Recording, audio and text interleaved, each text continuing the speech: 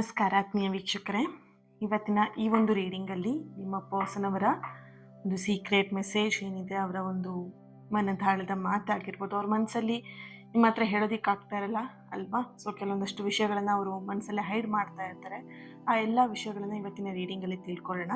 ಇದೊಂದು general reading ಆಗಿರುತ್ತೆ. ನಿಮಗೆ ರೆಸೊನೇಟ್ ಆದರೆ ಮಾತ್ರ ರೀಡಿಂಗ್ನ ವಾಚ್ ಮಾಡೋದಕ್ಕೆ ಕಂಟಿನ್ಯೂ ಮಾಡ್ತೀರಾ. ಅದರ್ವೈಸ್ ನೀವು ಇದೇ ಚಾನಲಲ್ಲಿ ಬೇಕಾದಷ್ಟು ವೀಡಿಯೋಸ್ಗಳಿದೆ, ಅದನ್ನು ಕೂಡ ನೀವು ಚೆಕ್ ಮಾಡ್ಬೋದು. ಪರ್ಸ್ನಲ್ ರೀಡಿಂಗ್ ಕೂಡ ತೊಗೊಳ್ಬೋದು. ಸ್ಕ್ರೀನ್ ಮೇಲೆ ಕಾಣ್ತಿರೋಂತಹ ನಂಬರಿಗೆ ವಾಟ್ಸಪ್ ಮಾಡಿ ನಿಮ್ಮ ರೀಡಿಂಗ್ನ ಬುಕ್ ಮಾಡ್ಕೊಳ್ಳಿ. ತುಂಬ ಜನ ಈ ರೀಡಿಂಗ್ನ ತುಂಬ ಜನ ಇಷ್ಟಪಡ್ತೀರಾ.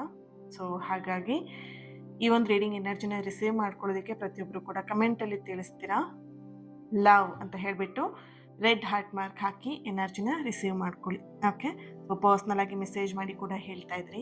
ಸೊ ಈ ರೀಡಿಂಗ್ ತುಂಬ ಚೆನ್ನಾಗಿ ಕನೆಕ್ಟ್ ಆಗುತ್ತೆ ನನಗೆ ಅಂತ ಹೇಳಿಬಿಟ್ಟು. ಎಸ್, ಅಫ್ಕೋರ್ಸ್ ನೀವೆಲ್ಲರೂ ನನ್ನ ಜೊತೆ ಕನೆಕ್ಟ್ ಆಗಿದ್ದೀರಾ ಅಂತ ಹೇಳಿದ್ರೆ ಖಂಡಿತವಾಗಿಯೂ ಈ ರೀತಿಯಾದಂತಹ ರೀಡಿಂಗ್ಸ್ ಆಗಿರ್ಬೋದು, ಅಥವಾ ಪ್ರೀವಿಯಸ್ ವಿಡಿಯೋ ನಿನ್ನೆಲ್ಲ ನಾನು ಮಾಡಿರುವಂತಹ ವಿಡಿಯೋ ಏನಿತ್ತು, ಜಸ್ಟ್ ನನ್ನ ಜೊತೆಗೆ ಯಾರು ಕನೆಕ್ಟ್ ಆಗಿರ್ತಾರೆ ಅವರಿಗೆ ಅಂತ ಹೇಳಿ ಮಾಡಿರುವಂಥದ್ದಾಗಿತ್ತು ಅಲ್ವಾ. ಸೊ ಹಾಗಾಗಿ ಮಿಸ್ ಮಾಡ್ದೇ ನನ್ನ ಜೊತೆಗೆ ಕನೆಕ್ಟ್ ಆಗಿ, ಓಕೆನಾ. ಎಸ್, ರೀಡಿಂಗ್ ಸ್ಟಾರ್ಟ್ ಮಾಡೋಣ. ಇದೆಲ್ಲದನ್ನ ಇಲ್ಲಿ ಹಾಕ್ಕೊಂಡ್ಬಿಡ್ತೀನಿ ಕೆಳಗೆ, ಇಲ್ಲ ಅಂದರೆ ಪದೇ ಪದೇ ಕೆಳಗೆ ಬೀಳ್ತಾ ಇರುತ್ತೆ. ಓಕೆ,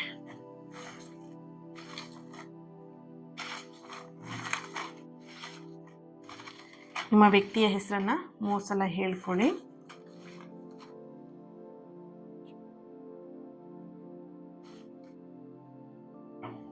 ಮೊದಲನೇ ಮೆಸೇಜ್ ಏನಿದೆ, ಅವರ ಮನದಾಳದ ಮಾತು. I am sorry for hurting you. Okay, ಅವ್ರು ನಿಮಗೇನು ಬೇಜಾರು ಮಾಡ್ತಿದ್ದಾರೆ, ಏನು ನಿಮಗೆ ನೋವು ಕೊಡ್ತಾ ಇದ್ದಾರೆ, ಅದಕ್ಕೆ ಅವರು ಕ್ಷಮೆಯನ್ನು ಕೇಳ್ತಾ ಇದ್ದಾರೆ. ಅವ್ರ ಮನಸ್ಸಲ್ಲಿ ಇದೆ, ಅವರು ನಿಮಗೆ ನೋವು ಮಾಡ್ತಾ ಇದ್ದೀನಿ ಅನ್ನುವಂಥದ್ದು ಅವ್ರ ಮನಸ್ಸಲ್ಲಿದೆ. ಬಟ್ ಎಲ್ಲೋ ಒಂದು ಕಡೆ ಅದನ್ನು ವ್ಯಕ್ತಪಡಿಸೋದಕ್ಕೆ ಅವರೆಲ್ಲೋ ಒಂದು ಕಡೆ ಹಿಂಜರಿತಾ ಇದ್ದಾರೆ, ಅಥವಾ ಕೆಲವೊಂದಷ್ಟು ಸಂದರ್ಭಗಳು, ಕೆಲವೊಂದಷ್ಟು ಸಮಯಗಳು ಅವರನ್ನು ಹೋಲ್ಡ್ ಮಾಡ್ತಾ ಇರುವಂಥದ್ದು, ತಡೆ ಹಾಕ್ತಾ ಇರುವಂತಹ ಒಂದು ಎನರ್ಜಿ ಇದೆ. ಸೊ ಅವ್ರ ಮನಸ್ಸಲ್ಲಿದೆ ನಿಮಗೆ ಹರ್ಟ್ ಮಾಡ್ತಾ ಇರೋದು ಅಥವಾ ಬೇಜಾರು ಮಾಡ್ತಾ ಇರೋದು. ಸೊ ಹಾಗಾಗಿ ನಿಮ್ಮ ಪರ್ಸನ್ ನಿಮಗೆ ಮೊದಲನೇ ಮೆಸೇಜ್ ಬರ್ತಾ ಇರೋಂಥದ್ದು I am sorry for hurting you.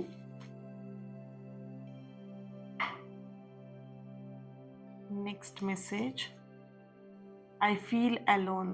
C, ಅವರಿಗೆ ಎಲ್ಲೋ ಒಂದು ಕಡೆ ಒಂಟಿತನವನ್ನು ಅವರು ಕೂಡ ಅನುಭವಿಸ್ತಾ ಇದ್ದಾರೆ. ನೀವಿಲ್ಲಿ ಹೇಗೆ ಅವರಿಲ್ಲದೆ ಒಂಟಿತನವನ್ನು ಅನುಭವಿಸ್ತಾ ಇದ್ದೀರಾ, ಅಥವಾ ಅವರು ಮಾತು ಒಂದು ಕನೆಕ್ಷನ್ ಇರತ್ತಲ್ವ ನಿಮಗೆ, ಅವ್ರ ಜೊತೆ ಇರುವಂತಹ ಒಂದು ಕನೆಕ್ಷನ್ ಆಗಿರ್ಬೋದು, ಬಾಂಡಿಂಗ್ ಆಗಿರ್ಬೋದು, ಎಲ್ಲ ಒಂದು ಕಡೆ ನೀವು ಮಿಸ್ ಮಾಡ್ಕೊಳ್ತಾ ಇದ್ದೀರಾ. ಹಾಗೆ ನಿಮ್ಮ ಪರ್ಸನಿಗೂ ಕೂಡ ಅದು ಆ ಒಂದು ಫೀಲಿಂಗ್ ಆಗಿರ್ಬೋದು, ಆ ಒಂದು ಎನರ್ಜಿ ಆಗಿರ್ಬೋದು, ಆ ಬಾಂಡಿಂಗ್ ಆಗಿರ್ಬೋದು, ಅವರು ಕೂಡ ಎಲ್ಲೊಂದು ಕಡೆ ಮಿಸ್ ಮಾಡ್ಕೊಳ್ತಿದ್ದಾರೆ. ಐ ಫೀಲ್ ಅಲೋನ್ ಅಂತ ಇಲ್ಲಿ ಬರ್ತಿದೆ. ನಿಮ್ಮ ಪರ್ಸನ್ ಎಲ್ಲೊಂದು ಕಡೆ ತುಂಬ ಒಂಟಿತನವನ್ನು ಫೀಲ್ ಮಾಡ್ತಾ ಇದ್ದಾರೆ. Okay,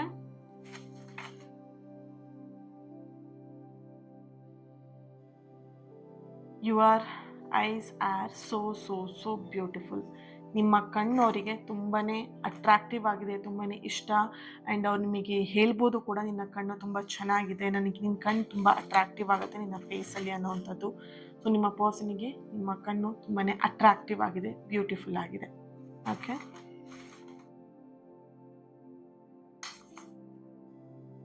V have a great understanding.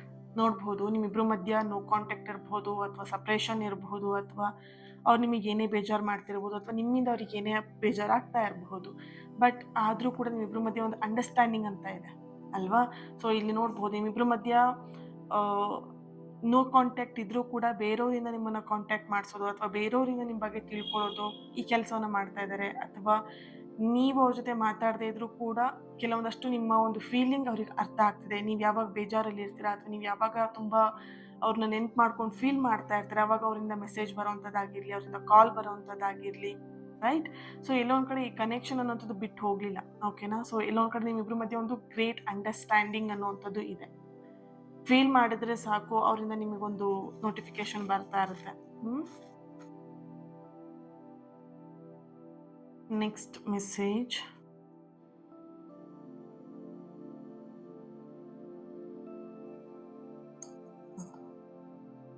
You are my person. ನಿಮ್ಮ ಪರ್ಸನ್ ನಿಮಗೆ ಹೇಳ್ತಾ ಇದ್ದಾರೆ ನೀನೇ ನನ್ನ ವ್ಯಕ್ತಿ ಅಂತ ಹೇಳಿಬಿಟ್ಟು. ಓಕೆ. ಇಲ್ಲಿ ಥರ್ಡ್ ಪರ್ಸನ್ ಇರ್ಬೋದು ಅವ್ರ ಲೈಫಲ್ಲಿ, ಅಥವಾ ಬೇರೆ ಇನ್ಯಾರಾದರೂ ಬಂದು ಹೋಗಿರಬಹುದು, ಬಂದಿರಬಹುದು, ಇನ್ಯಾವುದಾದ್ರೂ ವ್ಯಕ್ತಿನ ಅವರು ಪರಿಚಯ ಮಾಡ್ಕೊಂಡಿರಬಹುದು. ಬಟ್ ಅವರಿಗೆ ಇರೋವಂಥದ್ದು ನೀವು ಮಾತ್ರ ಅವರ ಒಂದು ಪರ್ಸನ್, ಅವರ ಒಂದು ಸೋಲ್ ಕನೆಕ್ಷನ್, ಸೋಲ್ಮೇಟ್ ಕನೆಕ್ಷನ್. ನೀವೇ ಅವರ ಒಂದು ಲೈಫ್ ಆಗಿದ್ದೀರಾ. ಓಕೆ. ಸೊ ಕಂಪ್ಲೀಟಾಗಿ ಇಲ್ಲಿ ಎನರ್ಜಿ ನೋಡ್ಬೋದು, ನಿಮ್ಮಿಬ್ಬರ ಮಧ್ಯೆ ಒಂದು ಸೋಲ್ ಕಾಂಟ್ರಾಕ್ಟ್ ಅನ್ನೋದಾಗಿರಲಿ, ಸೋಲ್ ಕನೆಕ್ಷನ್ ಅನ್ನೋದಾಗಿರಲಿ, ಅಥವಾ ಒಂದು ಡಿವೈನ್ ಕನೆಕ್ಷನ್ ಅನ್ನೋದಾಗಿರಲಿ ನಿಮ್ಮಿಬ್ಬರ ಮಧ್ಯೆ ಇದೆ ಅನ್ನೋಂಥ ಒಂದು ಎನರ್ಜಿಯಲ್ಲಿ ಬರ್ತಾ ಇದೆ. ಓಕೆ. Next message. ನಿನ್ನ ಪ್ರೀತಿಯಲ್ಲಿ ತಂದೆ ಪ್ರೀತಿ ಕಂಡೆ, ನಿನ್ನ ಆಲೋಚನೆಯಲ್ಲಿ ಮುಗ್ಧತೆಯನ್ನು ಕಂಡೆ. ಸೊ ನಿಮ್ಮ ಪರ್ಸನ್ ನಿಮ್ಮನ್ನು ಒಂದು ಪವಿತ್ರವಾಗಿರುವಂತಹ ತಂದೆ ತಾಯಿಯ ಪ್ರೀತಿಗೆ ನಿಮ್ಮ ಪ್ರೀತಿನ ಹೋಲಿಸ್ತಾ ಇದ್ದಾರೆ. ಆ್ಯಂಡ್ ನಿಮ್ಮ ಒಂದು ಮುಗ್ಧತೆ ಅವರಿಗೆ ತುಂಬಾ ಇಷ್ಟ, ನಿಮ್ಮ ಇನ್ನೋಸೆನ್ಸ್ ಅವ್ರಿಗೆ ತುಂಬಾ ಇಷ್ಟ. ಆ ಇನ್ನೋಸೆನ್ಸಿಂದ ನಿಮ್ಮ ಲೈಫಲ್ಲಿ ಏನಾದರೂ ಒಂದು ಎಡವಟ್ಟುಗಳನ್ನ ಮಾಡ್ಕೊಂಡ್ಬಿಡ್ತೀರೇನೋ, ನಿಮ್ಮ ಇನ್ನೋಸೆನ್ಸನ್ನ ಯಾರಾದರೂ ಮಿಸ್ಯೂಸ್ ಮಾಡ್ಕೊಂಡ್ಬಿಡ್ತಾರೇನೋ ಅನ್ನೋಂಥ ಭಯ ಅವರಲ್ಲಿ ಕಾಡ್ತಾ ಇದೆ. ಓಕೆನಾ. ಸೊ ಯಾವಾಗಲೂ ನಿಮಗೆ ಅವ್ರು ಹೇಳ್ಬೋದು ಕೂಡ, ನೀನು ತುಂಬ ಇನ್ನೋಸೆಂಟ್ ಆಗಿರಬೇಡ, ಎಲ್ಲರ ಜೊತೆಗೂ ತುಂಬ ಇನ್ನೋಸೆಂಟ್ ಆಗಿರಬೇಡ, ಎಲ್ಲರನ್ನೂ ಈಸಿಯಾಗಿ ಬಿಲೀವ್ ಮಾಡಬೇಡ, ಸ್ವಲ್ಪ ಆಲೋಚನೆ ಮಾಡಿ ನೀನು ಕೆಲವೊಬ್ಬರನ್ನ ಬಿಲೀವ್ ಮಾಡು. ಈ ಥರದೆಲ್ಲ ಅಡ್ವೈಸ್ನ ನಿಮ್ಮ ಪರ್ಸನ್ ನಿಮಗೆ ತುಂಬ ಅಡ್ವೈಸ್ ಮಾಡ್ತಾರೆ, ಅಥವಾ ತುಂಬ ನಿಮಗೆ ಕೇರ್ ಮಾಡ್ತಾರೆ ಅನ್ನೋಂಥ ಒಂದು ಎನರ್ಜಿ ಇದೆ. ಬಟ್ ಇಲ್ಲಿ ನಿಮ್ಮ ಪ್ರೀತಿಯನ್ನು ಅವರು ತುಂಬ ಪವಿತ್ರವಾಗಿರುವಂತಹ ಒಂದು ಪ್ರೀತಿಗೆ ಹೋಲಿಸ್ತಾ ಇದ್ದಾರೆ. ಓಕೆನಾ. ತಂದೆ ಪ್ರೀತಿನ, ತಾಯಿ ಪ್ರೀತಿನ, ಕೆಲವೊಬ್ರು ಗಂಡು ಮಕ್ಕಳಿಗೆ ಅವರು ಬರುವಂತಹ ಪಾರ್ಟ್ನರ್ ತಾಯಿ ರೂಪದಲ್ಲಿ ಪ್ರೀತಿ ಕೊಡಬೇಕು ಅನ್ನೋಂಥದ್ದನ್ನು ಬಯಸ್ತಾ ಇದ್ದಾರೆ. ಹೆಣ್ಣು ಮಕ್ಕಳು ಬರುವಂತಹ ಪಾರ್ಟ್ನರ್ ನನಗೆ ತಂದೆ ಥರ ಪ್ರೀತಿನ ಕೊಡಬೇಕು ಅನ್ನೋಂಥದ್ದನ್ನು ಬಯಸ್ತಾರೆ. ಸೊ ಇಲ್ಲಿ ನಿಮ್ಮ ಪರ್ಸನ್ ಈ ರೀತಿಯಾದಂಥ ಫೀಲಿಂಗ್ನ ಮಾಡ್ತಾ ಇದ್ದಾರೆ. Okay. Next message. I love you. ನಿಮಗವರು ಮೆಸೇಜ್ನ ಹೇಳ್ತಾ ಇದ್ದಾರೆ, ಐ ಲವ್ ಯು ಅಂತ ಹೇಳಿ. ಐ ಥಿಂಕ್ ಇದು ಕಾಣಿಸಲ್ಲ ಅಂದ್ಕೊಳ್ತೀನಿ ನಾನು ಪೆನ್ನಲ್ಲಿರೋದ್ರಿಂದ. ಓಕೆ. Next message. ನಿಮ್ಮನ್ನು ಅವ್ರು ತುಂಬ ಪ್ರೀತಿ ಮಾಡ್ತಾ ಇದ್ದಾರೆ. ಓಕೆ. ನಿಮಗೆ ಅನ್ನಿಸ್ಬೋದು ಆ ವ್ಯಕ್ತಿ ನಿಮ್ಮ ಹತ್ರ ಚೆನ್ನಾಗಿ ಮಾತಾಡ್ತಿಲ್ಲ ಅಂದ ತಕ್ಷಣ ಅವರು ನನ್ನನ್ನು ಮರ್ತು ಬಿಟ್ಟಿದ್ದಾರೆ ಅಂತ ನೀವು ಇಲ್ಲಿ ಫೀಲ್ ಮಾಡ್ತಿದ್ದಾರೆ. ಬಟ್ ಇಲ್ಲಿ ಅವ್ರು ನಿಮ್ಮನ್ನು ತುಂಬ ನೆನಪು ಮಾಡ್ಕೊಳ್ತಾ ಇದ್ದಾರೆ, ತುಂಬ ಮಿಸ್ ಮಾಡ್ಕೊಳ್ತಿದ್ದಾರೆ, ಪ್ರೀತಿ ಮಾಡ್ತಾ ಇದ್ದಾರೆ. ನೀನು ನನ್ನ ಎಷ್ಟೇ ದೂರ ಮಾಡಿದರೂ ನಾನು ನಿನ್ನ ಜೊತೆನೇ ಇರುವೆ. ಓಕೆನಾ. ಇಲ್ಲಿ ನಿಮ್ಮ ಎನರ್ಜಿಗೂ ಬರ್ತಿದೆ, ಹಾಗೆ ನಿಮ್ಮ ಪರ್ಸನ್ ಎನರ್ಜಿಗೂ ಕೂಡ ಬರ್ತಿದೆ. ಓಕೆ. ನಿಮ್ಮ ಪರ್ಸನ್ ಏನಾದರೂ ನಿಮ್ಮನ್ನು ದೂರ ಮಾಡ್ತಿದ್ದಾರೆ, ಅಥವಾ ನೀವು ಅವರು ನಿನ್ನ ದೂರ ಮಾಡ್ತಾ ಇದ್ದೀರಾ ಅಂತ ಹೇಳಿದ್ರೆ, ಎಷ್ಟೇ ಒಬ್ರನ್ನೊಬ್ರನ್ನ ದೂರ ಮಾಡ್ಕೊಂಡ್ರು ಕೂಡ ಇಬ್ರು ಜೊತೆಯಾಗೇ ಇರ್ತೀರಾ. ಈ ಮೆಸೇಜ್ ಸುಮ್ಮನೆ ಬಂದಿಲ್ಲ. We have a great understanding ಅನ್ನೋವಂಥದ್ದು ಅಲ್ವಾ. ಸೊ ನೀವು ಒಬ್ರನ್ನೊಬ್ರು ಎಷ್ಟೇ ದೂರ ಮಾಡ್ಕೊಂಡ್ರು ಕೂಡ ಯಾವಾಗಲೂ ಜೊತೆಯಲ್ಲೇ ಇರ್ತೀರಾ. ಓಕೆ. ಆ ಸೋಲ್ ಕನೆಕ್ಷನ್ ಆಗಿರಲಿ, ಅಥವಾ ಆ ಒಂದು ಬಾಂಡಿಂಗ್ ಆಗಿರಲಿ, ಆ ರೀತಿಯಾಗಿ ಇರುತ್ತೆ. ನಿನ್ನ ಕೋಪ ನನಗೆ ಬೇಸರ ಮಾಡಿದೆ. ಓಕೆ. ನಿಮ್ಮ ಕೋಪದಲ್ಲಿ ಆಡಿದಂತಹ ಮಾತು ಅವ್ರಿಗೆ ತುಂಬಾ ಹರ್ಟ್ ಆಗಿದೆ. I am sorry for hurting you. ಈ ಒಂದು ಮೆಸೇಜ್ ಬರೋದಕ್ಕೆ ಕಾರಣ ಇದು ನೀವೇನೆ. ಯಾಕಂದರೆ ನಿಮಗೆ ಅವರಿಗೆಲ್ಲ ಒಂದು ಕಡೆ ಬೇಜಾರು ಮಾಡಿಸಿದ್ದೀರಾ, ಅವ್ರಿಗೆ ಹರ್ಟ್ ಮಾಡಿದ್ದೀರಾ. ನಿಮ್ಮ ಕೋಪದಿಂದ ಅವ್ರಿಗೆ ಒಂದಷ್ಟು ಮಾತುಗಳನ್ನ, ಕಠಿಣವಾಗಿರುವಂತಹ ಮಾತುಗಳನ್ನ ಹೇಳಿರ್ಬೋದು, ಮಾತಾಡಿರ್ಬೋದು. ಬಟ್ ನಿಮ್ಮ ಪರ್ಸನ್ ಇಲ್ಲ ಒಂದು ಕಡೆ ನಿಮ್ಮ ಕೋಪ ಅವರಿಗೆ ಹರ್ಟ್ ಆಗಿದೆ ಅನ್ನೋದನ್ನು ವ್ಯಕ್ತಪಡಿಸ್ತಾ ಇದ್ದಾರೆ. ಬಟ್ ಅವ್ರು ನಿಮಗೆಲ್ಲೂ ಬೇಜಾರಾಗ್ಬಿಡತ್ತೋ ಅಂತ ಹೇಳಿ ಮನಸ್ಸಲ್ಲೇ ಇಟ್ಕೊಂಡಿರ್ಬೋದು. ಈ ಮಾತನ್ನು ಹೇಳಿಬಿಟ್ರೆ ಏನು ಅನ್ಕೊಂಡ್ಬಿಡ್ತಾರೋ ಏನೋ, ಅಥವಾ ತಪ್ಪಾಗಿ ಅರ್ಥ ಮಾಡ್ಕೊಳ್ತಾರೇನೋ. ಸೊ ಈ ರೀತಿಯಾದಂತಹ ಒಂದು ಎನರ್ಜಿ ಇಲ್ಲಿ ಬರ್ತಾ ಇದೆ. ಸೊ ಹಾಗಾಗಿ ನಿಮ್ಮ ಪರ್ಸನ್ ಅವರ ಮನಸ್ಸಲ್ಲಿ ಇದೆ, ನಿನ್ನ ಕೋಪ ನನಗೆ ಬೇಸರ ಮಾಡಿದೆ. ಕೆಲವೊಬ್ಬರಿಗೆ ಮಾತಾಡ್ಬಿಡ್ತೀರಾ, ಮಾತಾಡಬೇಕಿದ್ರೆ ನಿಮಗೆ ಗೊತ್ತಾಗಲ್ಲ, ಮಾತಾಡಿದ್ದಾದಮೇಲೆ ಅದು ರಿಸಲ್ಟ್ ಸಿಗುತ್ತಲ್ಲ ಅವಾಗ ನಿಮಗೆ ಗೊತ್ತಾಗುತ್ತೆ, ಯಾಕೆ ನಿಮ್ಮ ಪರ್ಸನ್ ಮಾತಾಡ್ತಿಲ್ಲ, ನಾನೇನೂ ಮಾಡಿಲ್ಲ ಅಂತ ಹೇಳಿಬಿಟ್ಟು. ಬಟ್ ಕೋಪದಲ್ಲಿ ಆಡಿದಂತಹ ಮಾತು ನಿಮಗೆ ಗೊತ್ತಿರಲ್ಲ, ಬಟ್ ಎದುರಿಗಿದ್ದವ್ರಿಗೆ ಕೇಳಿಸ್ಕೊಂಡವ್ರಿಗೆ ಗೊತ್ತಿರತ್ತೆ ಅಲ್ವಾ. ಸೊ ನೆಕ್ಸ್ಟ್ ಮೆಸೇಜ್ ಏನಿದೆ. ಓಕೆ. ವಾವ್, ನೋಡಿ ಎಷ್ಟು ಚೆನ್ನಾಗಿ ಬಂದಿದೆ. ನಿನ್ನ ಪ್ರೀತಿಯಲ್ಲಿ ತಾಯಿ ಪ್ರೀತಿನ ಕಂಡೆ. ನೋಡ್ಬೋದು ಇಲ್ಲಿ ನಿಮ್ಮ ಪ್ರೀತಿನ ಅಷ್ಟು ಪವಿತ್ರವಾಗಿರುವಂತಹ ಪ್ರೀತಿಗೆ ಹೋಲಿಸ್ತಾ ಇದ್ದಾರೆ ಅಂತ ಹೇಳಿದ್ರೆ, ನಿಮ್ಮ ಪರ್ಸನ್ ನಿಮ್ಮನ್ನು ತುಂಬಾ ಹಚ್ಕೊಂಡಿದ್ದಾರೆ, ತುಂಬಾ ಪ್ರೀತಿ ಮಾಡ್ತಾ ಇದ್ದಾರೆ. ಆ್ಯಂಡ್ ಅದನ್ನೆಲ್ಲ ಒಂದು ಕಡೆ ಅವರಿಗೆ ವ್ಯಕ್ತಪಡಿಸೋದಕ್ಕೆ ಸರಿಯಾಗಿರುವಂತಹ ಸಮಯ ಸಿಗ್ತಾ ಇಲ್ಲ, ಅಥವಾ ಎಲ್ಲೋ ಒಂದು ಕಡೆ ಅವ್ರಿಗೆ ಏನೋ ಒಂದು ಪ್ರಾಬ್ಲಮ್ ಅನ್ನೋಂಥದ್ದು ಅವರಿಗೆ ತಡೆ ಮಾಡ್ತಾ ಇದೆ ಅನ್ನೋಂಥದ್ದು ಸ್ಟ್ರಾಂಗ್ ಆಗಿ ಇಲ್ಲಿ ಎನರ್ಜಿ ಬರ್ತಾ ಇದೆ. ಓಕೆ. Next message. ನನಗೆ ನಿನ್ನ ಕಣ್ಣಲ್ಲಿ ಕಣ್ಣಿಟ್ಟು ನೋಡುವ ಆಸೆ. ನಿಮ್ಮ ಕಣ್ಣವರಿಗೆ ತುಂಬಾ ಇಷ್ಟ.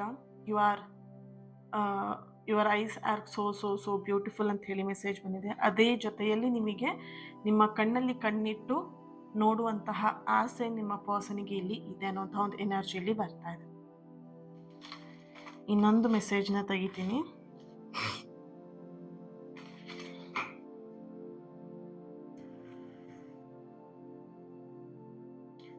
Future some day we will be together again. ಅವ್ರಿಗೊಂದು ಹೋಪ್ ಇದೆ ನಿಮ್ಮ ಮೇಲೆ, ಅಥವಾ ನಿಮಗೆ ಅವ್ರ ಮೇಲೆ ಒಂದು ಹೋಪ್ ಇದೆ. ಸೊ ಇಲ್ಲೊಂದು ಕನೆಕ್ಷನ್ ಯಾವ ರೀತಿ ಅಂತ ಹೇಳಿದ್ರೆ, ನಿಮ್ಮಿಬ್ರಿಗೂ ಗೊತ್ತು ನಿಮ್ಮಿಬ್ರು ದೂರ ಆಗೋದಕ್ಕೆ ಚಾನ್ಸ್ ಇಲ್ಲ, ಅಥವಾ ನಿಮ್ಮನ್ನು ಅವ್ರು ಬಿಟ್ಟಿರೋದಕ್ಕಾಗಲ್ಲ, ಅವ್ರನ್ನ ನಿಮ್ಮನ್ನು ಬಿಟ್ಟಿರೋದಕ್ಕಾಗಲ್ಲ ಅನ್ನೋದು. ಸೊ ಇದರಲ್ಲಿ ನಿಮ್ಮಿಬ್ರಿಗೂ ಗೊತ್ತಿದೆ ಈ ವಿಷಯ, ಓಕೆನಾ.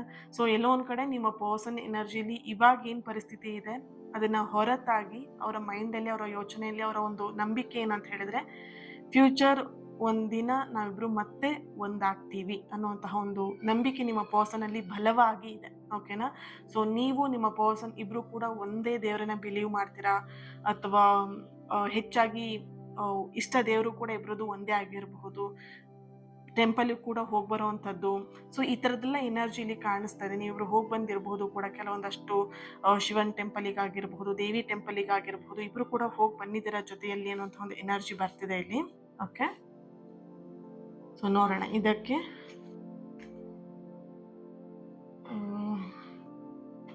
ಟ್ಯಾರೋ ಇಂದ ಏನ್ ಬರುತ್ತೆ ಅಂತ ಚೆಕ್ ಮಾಡೋಣ. ಏನ್ ಮೆಸೇಜ್ ಸಿಗತ್ತೆ ಅಂತ. ಒಂದು ಮಿನಿಟ್, ಇದನ್ನ ನಾನು ಈ ಕಡೆ ಹಾಕ್ಬಿಡ್ತೀನಿ.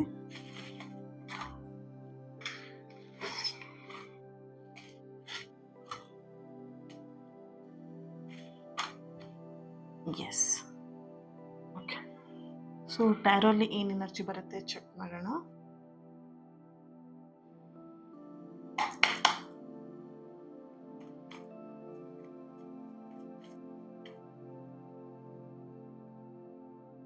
Knight of Wands,